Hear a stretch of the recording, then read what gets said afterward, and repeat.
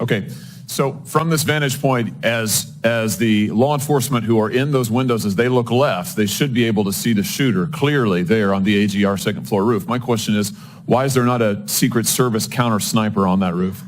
So, Senator, when we post up, our methodology is to look at things that can see in on our protectees so that they can provide that coverage. But why is there not a Secret Service counter sniper there with clear line of sight? That roof has a clear line of sight to the former president. Why didn't you put a Secret Service counter sniper there? The Secret Service's counter sniper role is to neutralize those threats that are looking in on us from where the protectee is, not necessarily You think maybe you might want to revise that protocol in light of what happened here? They were protecting the principal, and I think the principal got shot. I understand that, sir. So do you think you might want to revise the protocol? Let me ask you this. Who was the lead site agent who made the decision to leave the AGR building completely outside of the security perimeter? Who was that? Senator, I cannot give you that name. This person is operational. They're still doing investigations. They're still doing protective visits. Have they been relieved of duty? Senator, they have not been relieved of duty. I know their name, by the way. Why have they not been relieved of duty? They are still cooperating, not only being interviewed by the FBI, but also by our Office of Professional Responsibility, and we will let the facts of the mission assurance and any further investigations play out. Isn't the fact that a former president was shot, that a good American is dead, that other Americans were critically wounded, isn't that enough mission failure for you to say that the person who decided that building should not be in the security perimeter probably ought to be stepped down? Senator, I think you're using the word decided, and I think we need to allow the investigation play out to include. Who did make the decision then? If it wasn't the lead site agent, who made the decision not to put that in the security perimeter? Senator, you're zeroing in on one particular agent. I want to find out exactly what was the entire decision process. So I think I want to be neutral and make sure that we get to the bottom of it and interview everybody in order to determine if there was more than one person who perhaps exercised bad judgment. Well, sure. My question is, why don't you relieve everybody of duty who made bad judgment? So, yeah, you're right. I am zeroing in on somebody. I'm trying to find somebody who's accountable here. And you're telling me that the person who made the decision not to include this in the perimeter has not been relieved of duty. What about the person who's in charge of the interoperability of radio frequencies between local law enforcement and Secret Service? Has that person been relieved of duty? No, Senator, because interoperability is a challenge, is a greater challenge than just one person. On that day, we had a counterpart system.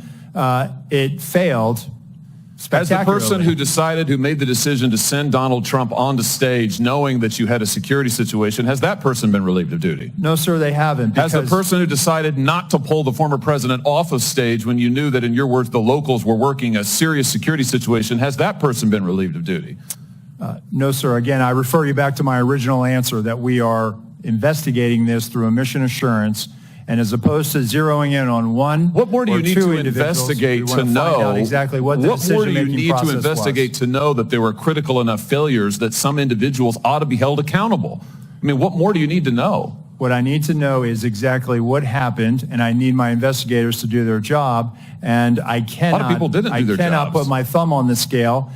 Otherwise, what do you mean put your thumb on the scale? You're asking me, Senator, to completely make a rush to judgment about somebody failing. I acknowledge this was a failure of the Secret Service. Is it not prima facie that somebody has failed? A former president was shot. Sir, this could have been our Texas school book depository. I have lost sleep over that for the last 17 days, just like you have. Somebody to hold them accountable. I will tell you, Senator, that I will not rush to judgment, that people will be held accountable, and I will do so with integrity and not rush to judgment and put people unfairly persecuted.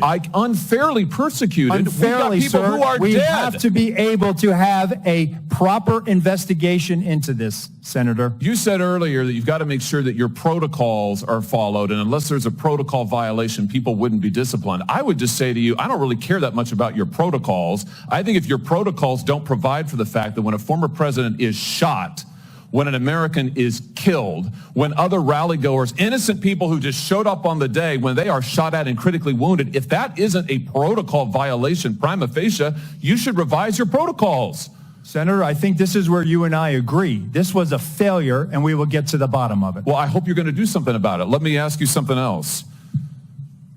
The Real Clear Politics reports this morning that you were directly involved in denying additional security resources and personnel, including counter snipers, not just to this event, but over the last 2 years that President Trump's team repeatedly asked for these additional resources, and you personally were involved in denying them. Is that true? Senator, as I stated earlier, that is not true. So you never denied any resources to former President Trump's team? No, not me. No, sir. And you weren't involved in any of that? You were never involved in the decision-making? No, sir, I was not. Let me ask you just one or two other things here quickly. Well, whistleblowers tell me that, in fact, law enforcement were stationed to be on that roof and that law enforcement abandoned their post because it was too hot. Is that accurate? Senator, I have heard that as well. Again, they posted up inside. And I think moving forward, as I said earlier, we're going to ensure that state and local counter snipers are on roofs. But do you know if someone was supposed to be on the roof? Do you know if someone was in fact? That's what the whistleblowers tells me. That may or may not be accurate. Do you know that to be the fact? Was somebody posted to the roof, local law enforcement or whomever? I do not know that to be a fact. Well, can I ask you why you don't know that? Again, Senator, we are looking at this, and they should have been on that roof.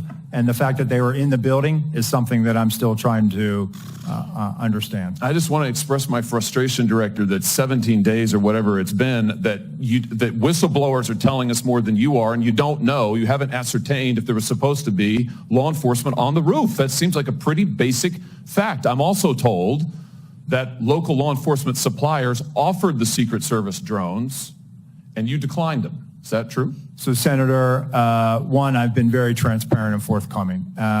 Your agency has not been transparent and forthcoming, so please, let's not go there. I have been forthcoming, sir. That remains to be seen. You've been on the job a few days. So far, you've fired nobody. Now, the drones. Thank you, Were Senator. you offered drones? Senator Hawley. So there was an offer to fly a drone on that day. And why did you deny it? I think the ability of local law enforcement to provide an asset, we probably should have taken them up on it if it was offered. They don't want to play with me, they afraid of me, I know.